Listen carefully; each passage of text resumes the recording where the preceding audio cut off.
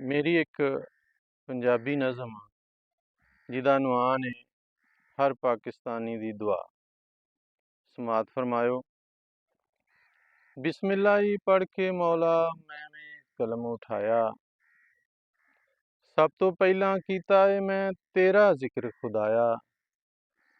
फिर मदीने वाले ते मैं भेजा लख सलामा, पढ़दा रवां दरूद खड़ा मैं होके वांग गुलामा। फिर मैं अपने देश ਲਈ यारो ਮੰਗਦਾ ਰਵਾਂ ਖੈਰਾਂ, ਅਮਨ ਸਕੂਨ ਬਹਾਲ ਹੋਵੇ ਵਿੱਚ ਪਿੰਡਾਂ ਨਾਲੇ ਸ਼ਹਿਰਾਂ। ਅਮਨ ਸਕੂਨ ਤਬਾਹ ਹੋਇਆ ਜਦ ਪੈਦਾ ਹੋਈ ਖਰਾਬੀ, ਕੋਈ ਸ਼ੀਆ ਤੇ ਸੁੰਨੀ ਬਣਿਆ ਕੋਈ ਬਣਿਆ ਵਹਾਬੀ। ਇਹੋ ਜਿਹੇ ਇਸਲਾਮ ਦੇ ਨਾਂ ਤੇ ਅਸਾਂ ਕੰਮ ਨੇ ਕੀਤੇ, ਹੁਣ ਤੇ ਯਾਰੋ ਡਰਦਾ ਕੋਈ ਜਾਂਦਾ ਨਹੀਂ ਮਸੀਤੇ। ਇੱਕ ਅੱਲਾ ਤੇ ਇੱਕ ਰਸੂਲ ਤੇ ਇੱਕ ਕੁਰਾਨ ਏ ਸਾਡਾ, ਅਸੀਂ ਸਾਰੇ ਪਾਕਿਸਤਾਨੀ, ਪਾਕਿਸਤਾਨ ਏ ਸਾਡਾ।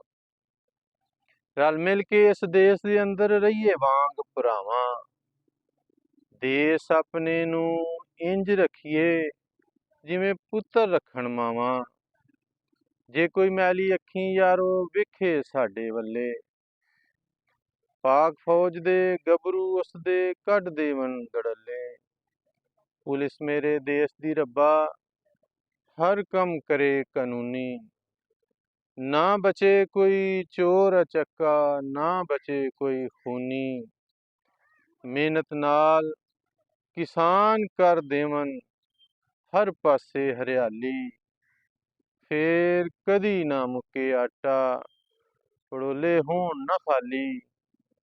ਇਹ ਦੁਆ ਤਨਵੀਰ ਏ ਮੰਗੀ ਕਰ ਕਬੂਲ ਖੁਦਾਇਆ, ਦੇਸ਼ ਮੇਰੇ ਤੇ ਰੱਖੀ ਆਪਣੇ ਫਜ਼ਲ ਕਰਮ ਦਾ ਸਾਇਆ। मेरे वतन